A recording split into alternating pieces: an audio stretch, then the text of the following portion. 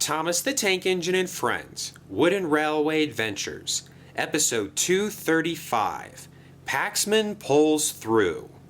Sir Topham Hatt rushed into the diesel works where Den and Dart were working. He had a very short amount of time to stop Bowler from ruining the remainder of the tour. "Hello, sir," they said. "2 visits in 1 day?" "Yes, we have a situation going on, and I must stop it before it gets any worse. Where is Derek?" "He's sleeping over there, sir. We're still working on his teething troubles." Sir Topham Hatt walked over. "Derek, I need you to wake up. I have an important task for you." Derek yawned. "Sounds promising, sir, but I don't think I'm right for the job. You see, my engine's been acting up." "Yes, I know, but we have no time to lose. A diesel from the mainland has hijacked some coaches carrying the great railway show officials. He's determined to show them the worst of Sodor, and we must get the train back before too much damage is done." "Interesting.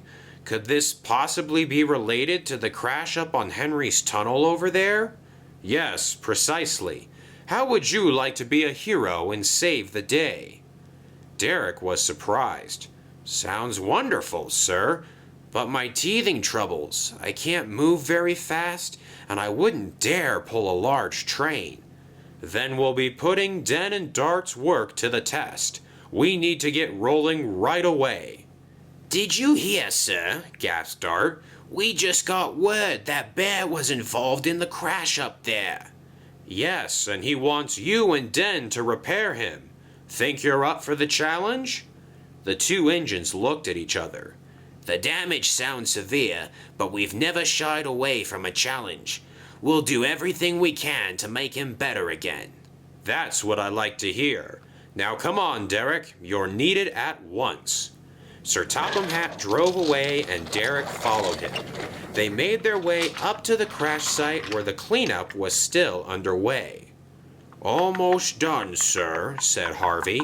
"Flynn just took Bear away, so we should get these lines open in just a few minutes." "Wonderful," said Sir Topham Hatt. "Now, I want all of you to stop working at once."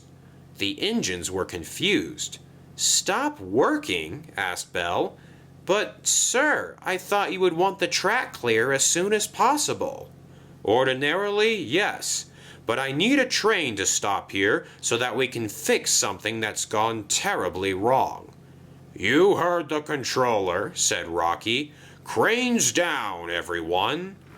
Meanwhile, Bowler was showing the great railway show officials the scrapyard for the 3rd time in a row. "This is nice and all, but we've been going around in a loop for who knows how long.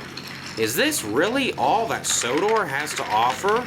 "Yes, you've seen the best, but perhaps it is time to move on. Can I interest you in some viaducts and tunnels?" Not really. We'd like to see some shunting areas, if possible." "Right then, to Henry's Tunnel we go. Then it's off to the mainland with my precious coaches." Sir Topham Hatt knew Bowler would soon be along. "We have 1 shot to get this right," he told Derek. "The diesel will have to stop here because the track is blocked. We'll switch the points and you'll back up to the coaches and take them to Vickerstown Station." "I'll do my best," said Derek nervously, "but I still don't know if I'll be able to make it that far."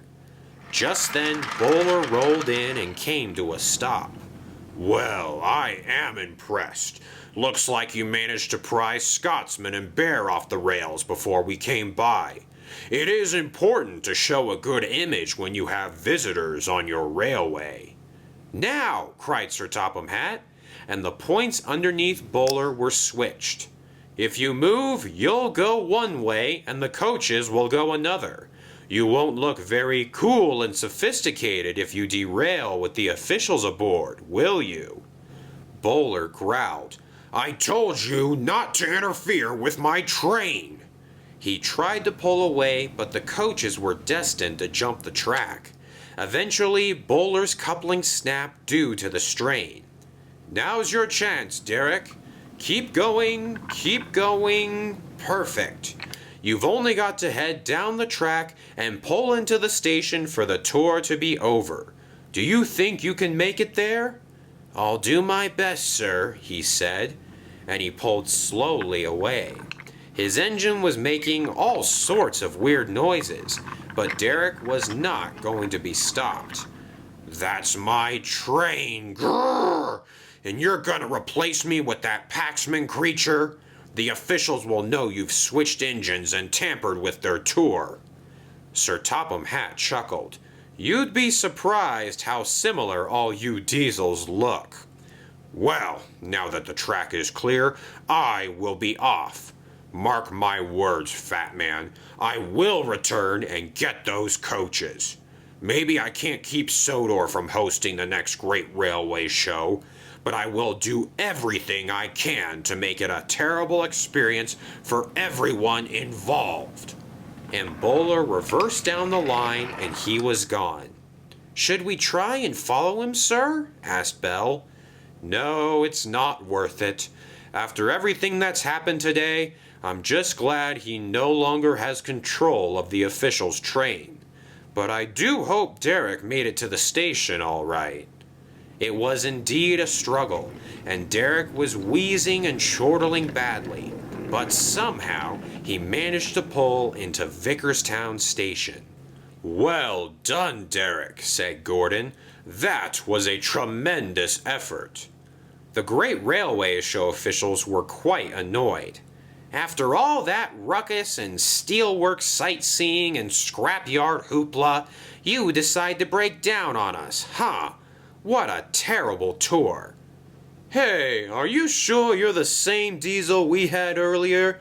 You're the same color and all, but I sense there's something different about you. What's your name? Quick, whispered Stepney. Try and act like Bowler to throw them off. Oh, yes.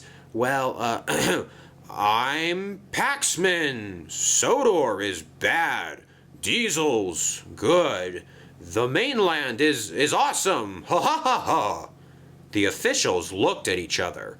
Still as poorly spoken as at the beginning of the tour, they grumbled.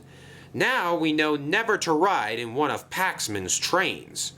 Well, we were expecting Sir Topham Hatt to meet us here, but that does not appear to be the case. Tell your controller that we will be reviewing everything we saw today, and will make our decision at a later date. And the two gentlemen walked away. The engines breathed a huge sigh of relief. That night at the shed, Sir Topham Hatt stopped by. Today was a very challenging day. However, I am extremely proud of how everyone adapted to the difficult situation. I say this a lot, but tonight I really mean it. You are all really useful engines. What about Derek, sir? Asked James. I heard he was smoking badly when he pulled into Vickerstown. Derek did a magnificent job finishing the tour. But yes, he blew every single working part in his system and then some. Den and Dart have assured me he'll be fine, and so will Bear. Both will need significant repairs, but they will return to pulling trains in the future. And the Flying Scotsman? Asked Gordon. What about him? The Flying Scotsman elected to be taken to the mainland for repairs. Unfortunately, I don't have an update on his condition right now. You know how the mainland fluctuates on their preservation of steam engines. We can only hope that an engine of his stature and importance will receive the best of care there is. And a job well done to you, sir, added Thomas. You were all over the railway today. It's not as easy as it looks, is it? Sir Topham Hatt laughed. You can thank Winston for that. Well, get a good night's rest, everyone. Tomorrow's a new day, and who knows what will await us. And the engines went to sleep as Sir Topham Hatt drove quietly away.